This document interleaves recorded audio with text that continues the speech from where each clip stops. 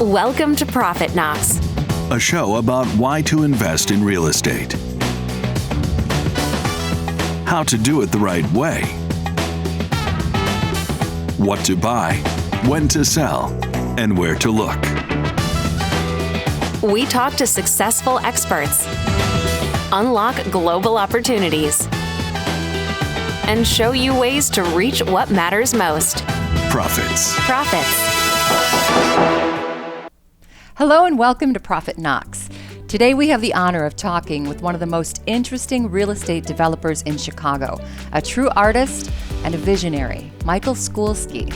Michael has been developing new construction projects in Chicago for many, many years and is currently working on what I believe is a true masterpiece, a project like no other in the world. He will offer us a glimpse into his life as a Chicago developer and discuss important topics one should know when investing or building in Chicago. So please tune in, and we hope you enjoy the show. You are the owner of Stas Development, a real estate development firm here in Chicago, and we're joined by Constantine Shalageta. You are the owner and CEO of Interproperties, developer, investor with 30 years experience building homes and multi-unit properties. Correct. All right. Hello. Well, we're going to get into the Boniface, that's the name of the church that you're redeveloping. But first we want to talk a little bit about your background. And I guess you guys have kind of a relationship that goes back quite a ways. Quite sometimes.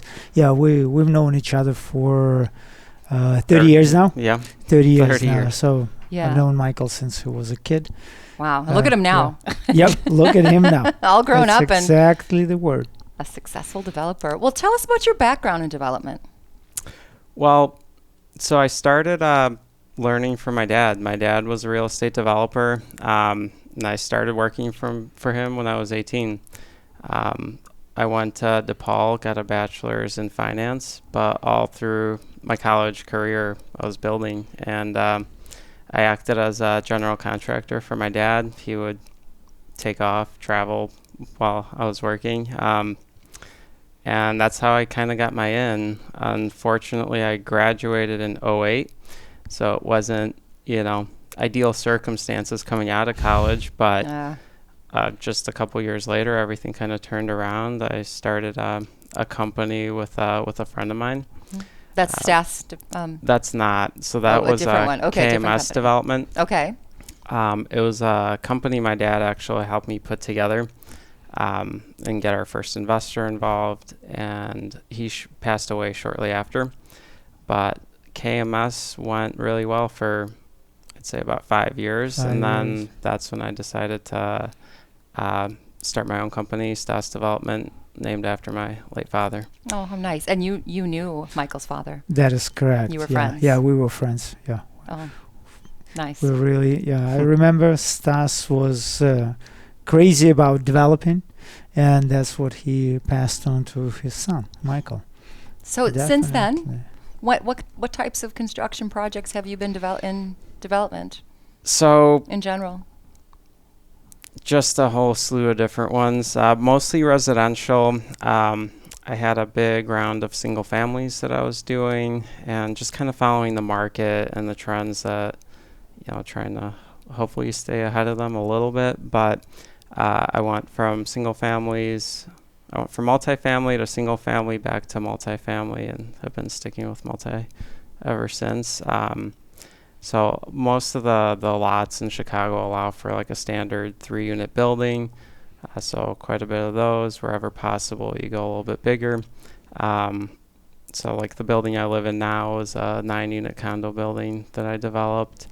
And then just a good amount of adaptive reuse and rehabs. Lately, I've been becoming, better for worse, somewhat of an expert on landmark construction. Okay. What Which is landmark construction? So it's a landmark property, like protected by the city. Okay. So like you need to restore it. You can't just tear it down. You can't change anything. You can't change anything. Oh, okay. So those are more of a challenge, I'm assuming. Yeah, it's just getting those details right takes a lot of time.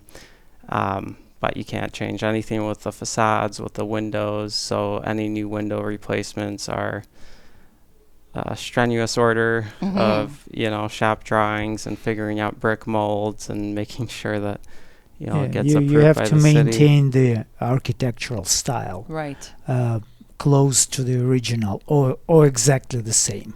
Right. And you have to go through all the revisions and approvals by the preservation department as well. And so that's the whole process. Sounds like it takes a while, but it's probably worth it in the long run.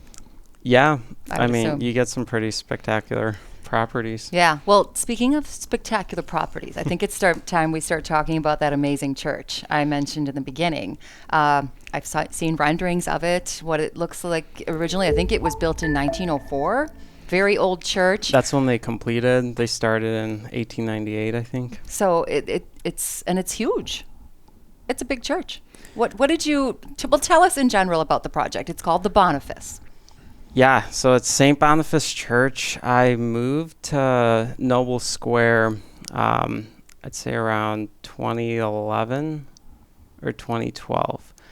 And I started picking off buildings on my block and going through a lot of zoning changes. It was a community that within the city, it was a very small pocket in a very good location with a high threshold for developers to come into, because all the zoning was single-family zoning. Okay.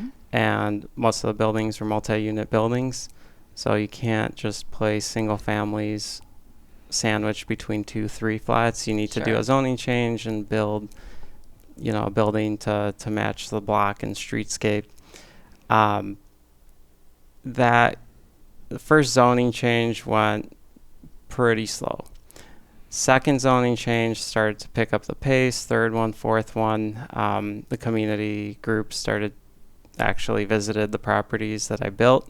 The people in the community started to visit other properties that you had built to see what you're going to do with the church? No, so when you go through a zoning change, you go initially to like a community group, right? So it's select members of the community that kind of go through this process with you, including the alderman as well. Okay. Yeah, Okay. the alderman, the whole board. He sends you to the group. They give him their approval, or Right. Right, you do the presentation in front of a community meeting with the projected future project, and they decide they want to go with it or not, because that's their neighborhood as well. So they kind of have the right to decide yes or no, oppose it, and then if they oppose it, you go to a different path.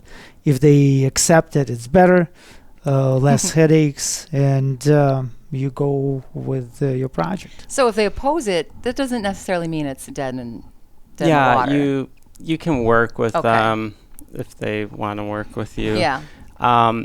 I think the issue comes from developers coming to the group and presenting a project and then not fulfilling what they said they would. So, and community is really sensitive to if you present a certain facade and you deviate from that with cheaper building materials is probably the biggest thing that would upset them. Okay. So when you deviate from what you presented, build something cheaper, then your second zoning change would probably be difficult. And they're keeping an eye on you to so make sure that you're doing what you said you would do and what they approved. So after the first one, they went and saw the building, and they're like, okay, you said you did what you said you were going to do. I'm like, well, why wouldn't I? Right. So you create trust. You create trust That's with the neighborhood, and then, especially when you live there, and he lives in the neighborhood, he's part of them. And that brings, of course, it gives you an advantage on the process. So the street where I live, I've completed 21 condos on that block, and I think four separate buildings. So then I moved across the street into a new one that I built. So it's close to home. The community knows you. Yeah. Yeah. I want to know, when you were walking past that church with your dog, what did you see that you said, I need to transform this building? What was it that you saw? It's a magnificent structure. It's architecturally so beautiful. The details you could just not recreate today. it still boggles my mind how they built the thing with horses. Oh, I know. Isn't that amazing? The tools they did not have back then. Which one of them is a computer. So like everything was over-engineered, and it's built to last thousands of years. So it's a sound building. The most sound. For the most part, it's a sound. You have, Constantine, you've been in the building. It's the most sound. Not for the most part. What do you mean? It's the most sound. It's not going anywhere. It's not going anywhere. Okay. There's some deterioration of brick here and there, which doesn't really matter when your wall is 4 feet thick. You know, so my goodness. It's one layer of brick you can replace, whatever. That's why you're able to keep the integrity of the building intact, is because it's not going anywhere. There's columns that are solid brick, like 9 feet deep, 4 feet wide. Wow. It's the amount of brick that went into this. So what came first to your mind? Remodeling the church, or just looking for the project in that area and maybe building by the church? So church itself or something else right by the church? I just wanted to put condos into the church. That's all. Yeah. I saw it. I'm like, this is a great building. Well, we can see what it looked like beforehand. You know, it was used for storage, but you had the beautiful ceilings and everything. Are you planning on keeping, I guess, what from the structure are you planning on keeping as part of the condos that you're putting in? So the interior was in pretty rough shape after 30 years of neglect. Right. 30 years. And most of the interior was plaster. You see a lot of the churches in Chicago with marble and stone. This one was almost all plaster except for the altar, which had marble. That being said, we got to get behind every inch of the walls for insulation, for electric, plumbing. So all of the interior comes out. Basically, it gets stripped down to the brick. Okay. As we're doing that, we're removing some nicer plaster elements that we're saving to potentially reincorporate, but we're not fully. You're going to try. Yeah.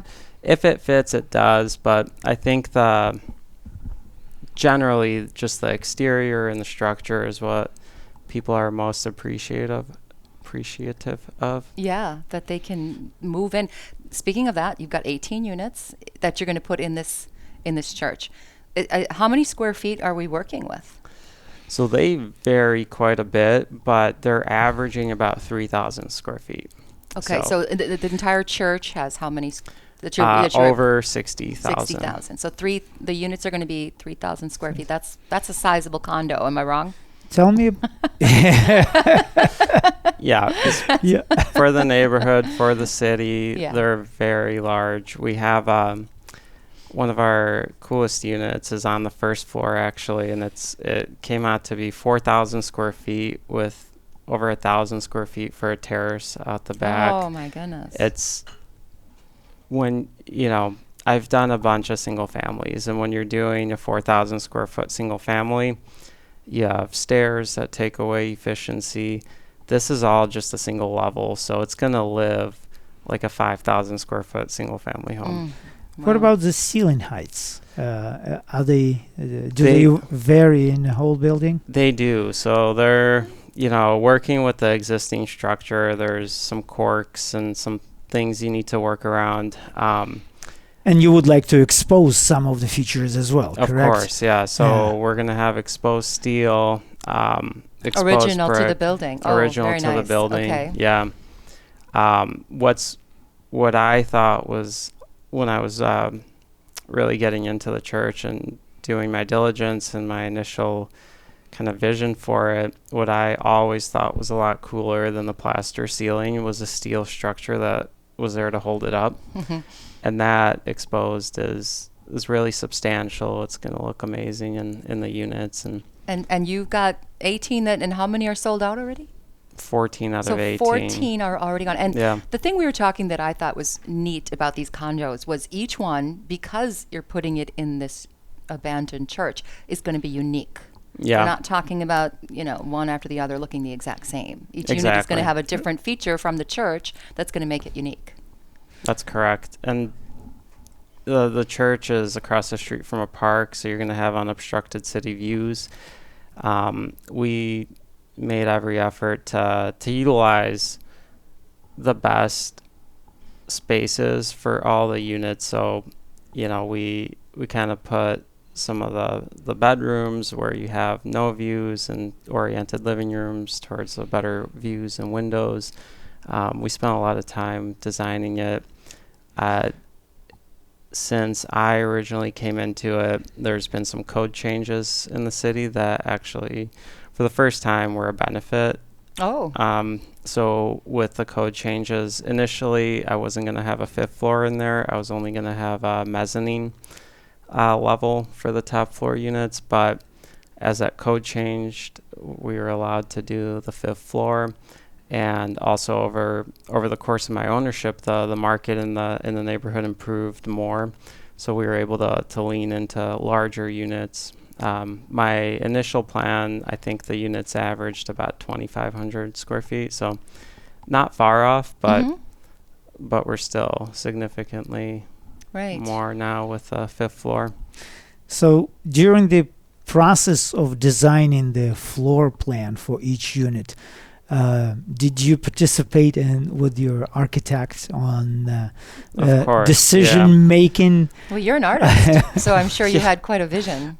Yeah, I mean, my vision gets you so far, and then you need an architect to get you the rest of the way. To filter it. To filter it. Well, and to make sure it passes passes the code and all that. I like filtering. Yeah, that's a better word. Okay.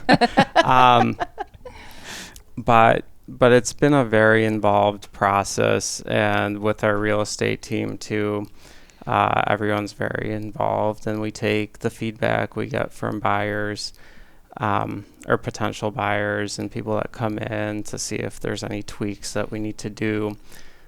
We've had instances where someone comes in and they're like, "Oh, we want this door out of this laundry room, so this could be an entry." And everybody looks at it and it's like, "Oh, it's a great idea. We should do that everywhere." And it's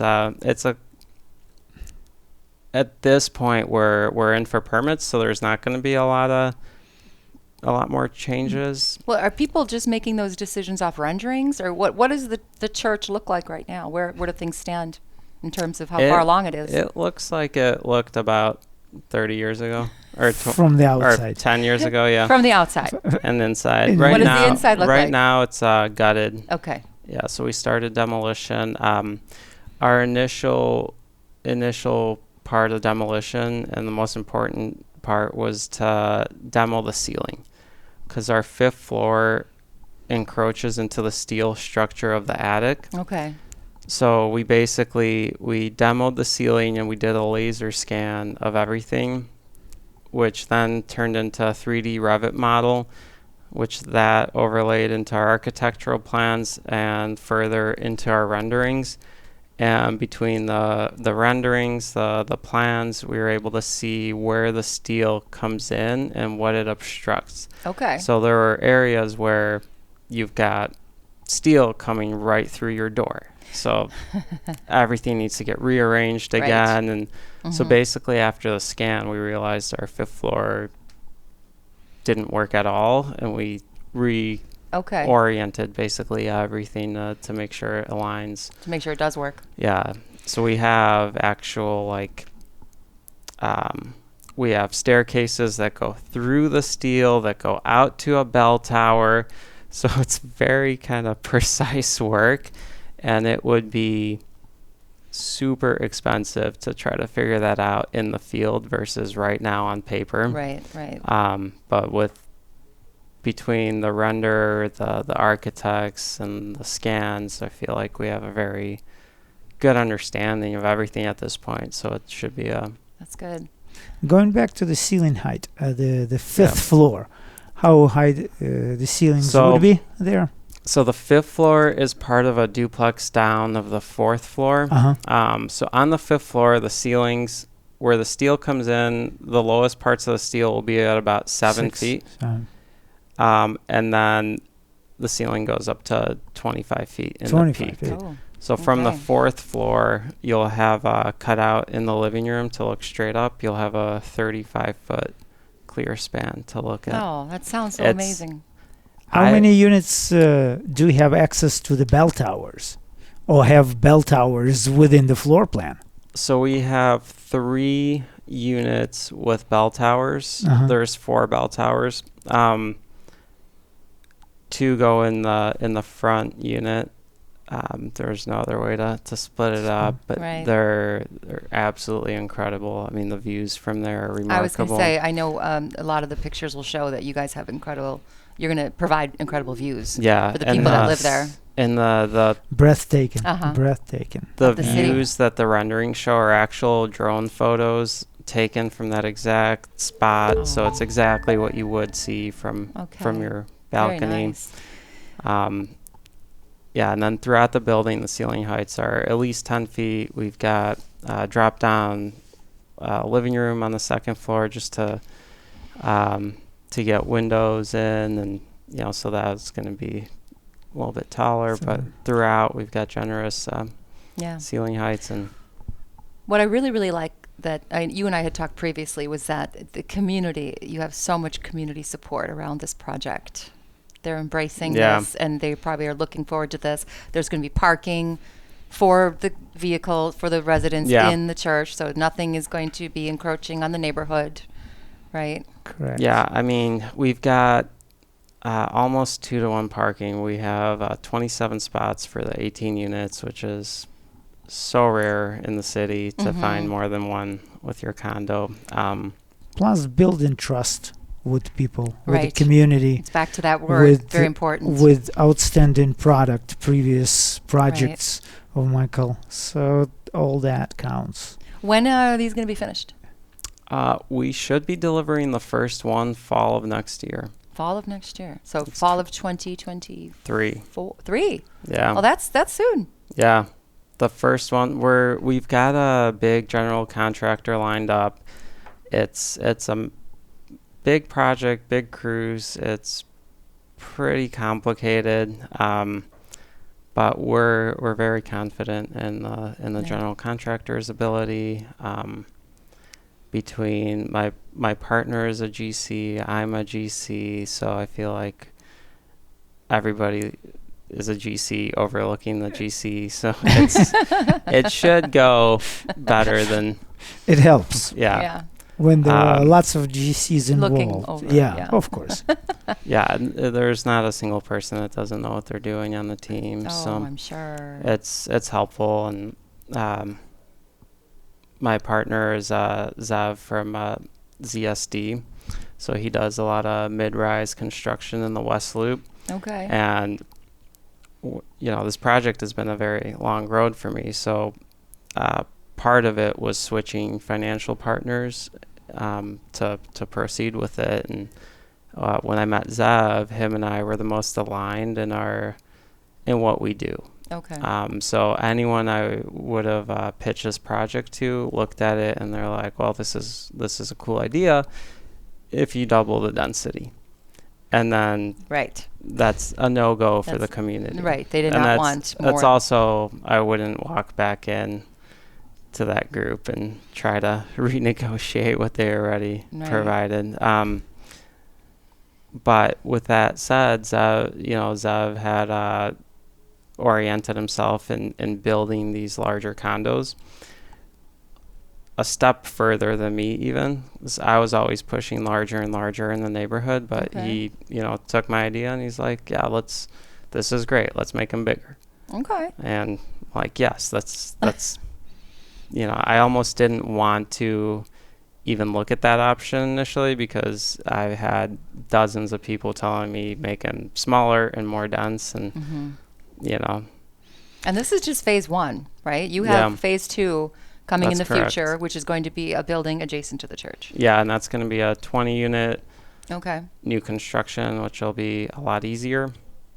Okay. Yeah. Right. It's just You're just building it. straightforward. Yeah, it's A lot quicker, a lot easier. yeah. So is there anything you guys want to add about, because we're going to pick your brain about general investing in Chicago and what what your advice is. Is there anything you guys want to add about the Boniface before we leave that topic? I mean, that I could probably talk about it forever. Yeah. It's your passion. It's That's clear. It's your passion. I've got a lot of years into it at this point, but coming in, I feel like the community was really supportive of the idea. And they've been great all the way through.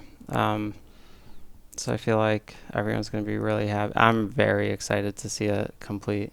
How many proposals do the other developers have or did have when you were purchasing the before I church? came in? So just a quick story. When I was walking my dog around the park and looking at it, I saw a neighbor just, watering his bushes out front. He was a direct neighbor to the church, and I approached him and I'm like, "Hey, I'm interested in this property." And he's like, "Oh, it's too late. It's gonna get demoed. We tried to save it for like 15 years." So I started to get to know the guy, and the alderman actually put together a special group solely for this church. It was called NOSB, Neighbors of St. Boniface. And this group was responsible for kind of any proposals coming in for the church for the alderman to consider. So this neighbor was the head of the church. He was baptized in the church, got married there, lived next Special to him, for 60 years. So he really wanted to see it saved and repurposed. And I started going through the process. I started in April of 2016. I finally got to the closing table in September of 2016, the day before it was slated for demolition. I walked into the closing without a contract to purchase it, without financing. The only thing I really had was like $100,000 attorney's bill. Everyone thought I was insane, but somehow I walked out with the church. The city, oh my goodness. This goes a step further in how complicated the project is. The Archdiocese traded it with the city of Chicago in the land swap deal. So when the city of Chicago owns a property and then they sell it or give it for development, they attach a redevelopment agreement to it with a lot more conditions, and it's an agreement that you need to follow. Okay. So the city had sold it to another developer for $1. He was going to build affordable senior living on the site. Okay. Like high-density senior living, but he was approved. He was going to be able to do that. There was another senior living building, or there is another senior building across the street, so seemed like a little bit much for the neighborhood. Do they need another one? Yeah. Right. But in 2008, he lost his tax credits for the affordable stuff and then started piecing it out. I'm not sure who, but him or the previous guy demoed the school, which was in the lot next door. And that's our new construction lot, but it would have been cool to have the existing school. The school as well. There's also a rectory attached to the church that got demoed prior to my ownership. And so the city, having this redevelopment agreement, forced him to sell to me because of all the community support. So they basically forced his hand, because with the redevelopment agreement, you run the risk of, if you completely screw up the whole thing, the city can reclaim the property from you. Okay. So it is a little bit more challenging. I feel like if this whole process was converted to some sort of education, I'd probably have a PhD in something at this point. Have you just been eat, sleep, drinking this project for the last 6? Because 2016 is when you kind of started the whole process, so it's been that long. You run into so many obstacles that you have to learn about them. Right. Otherwise, you're going nowhere. But that makes it easier for the next time, because you're just learning along the way. So the next time you want to do a development project, right? Yes and no. Yes and no? Okay. Because they are so unique. They are so unique. Each project and each development has its own set of rules. of that kind. Okay, right. Yes. Yeah. Okay. But you did have another project with the church, right? Before? Yeah, and that was easy because it didn't have a lot of the same obstacles, I would say. So I'd call it my practice church. It was 12,000 square feet, 6 condos. We did have a zoning change, which took about a year, which is pretty typical for a new neighborhood. But in general, it was straightforward. And Did you keep the building intact as Yeah. well? Yeah. Okay. that one was in a lot worse shape because it was a smaller building, so the structure was a lot less, significant. Four brick yeah. deep. Um, so we did do a fair amount of masonry work on that and some structural things that we had to resolve. But in general, it was straightforward. What I like about working with a church as opposed to like a school, let's say, is it's just an open box and you infill it versus a school where you have, structural bearing masonry walls. You can't really. Right. All those walls you have to watch out for, and Yeah, you load have to- bearing. Yeah, and then with a school, your hallways are extremely large, so it like makes for. But there are a lot of, interesting opportunities as far as adaptive reuse and people that look at the building and just can't visualize what it could potentially become.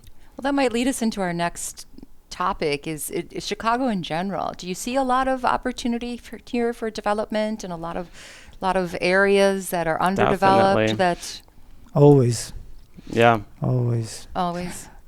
Michael, share with us how do you approach your land, the land you purchase for your future project? What are you looking at?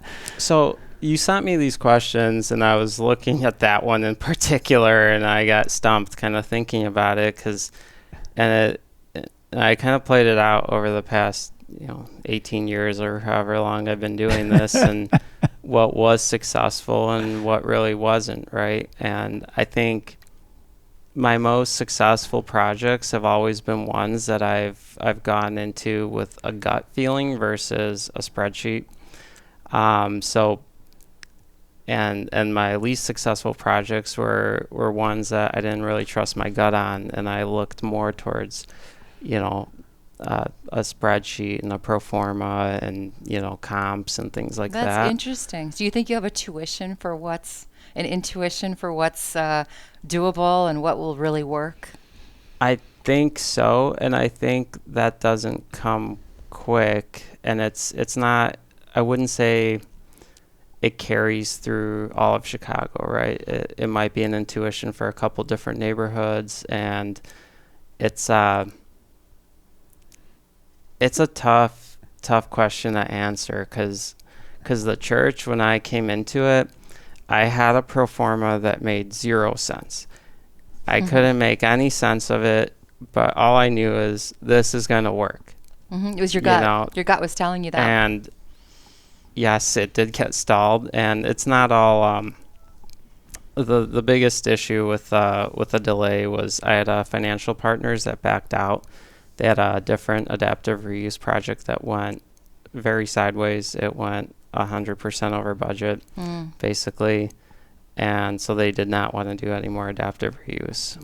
Okay. So they pulled out, and I had to get them replaced, and that was one of the biggest stretches in this whole thing. Obstacles and time stretch Yeah. in between getting to move forward. And finding a new partner Mm-hmm. during the process is a lot more challenging than finding one before you start the process, I feel like. So that developer-investor relationship is one that really needs to be solid and fostered. Yeah, you really have to have the good relationship or partnership with the person who is local, who is from the neighborhood, or at least from Chicago, who has that vision in new development. And when you combine, you put your heads together, that's when the projects start working. Okay. Yeah. And I feel like the investors I had initially here were a fairly new group to me.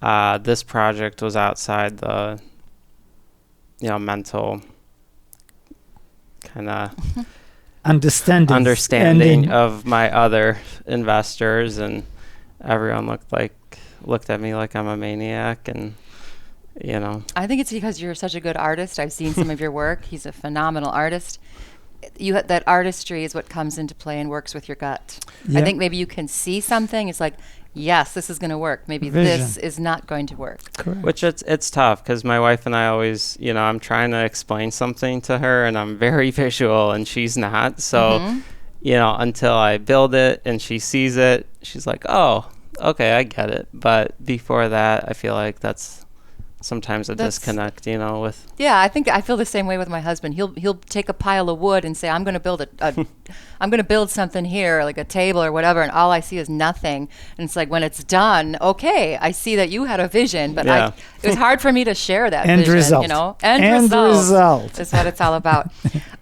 Is there any other advice you want to give to somebody who's looking to develop in Chicago? It's a good city to work in. I've, despite all the challenges you can have with the city, I've built in the suburbs outside of Chicago, and I do feel like the city itself is easier to work with than most. I wouldn't say. I guess my experience is pretty local, so I can't say like versus Texas. It could be a lot easier in Texas. Yeah. I wouldn't know. Area, right? I know though that the city is workable and there's not, while there are challenges, you can overcome all of them, and it just takes a little bit of patience and do your research and do your due diligence. What do you think, Constantine? What would be your biggest advice to just tell somebody, yes, develop here, invest here? Well, you do have to have the experience, number one. Number two, you have to have an approach of calculating or being able to calculate the floor area ratio with the certain zoning. It means that you can only build certain square footage of the living area per square foot of the land.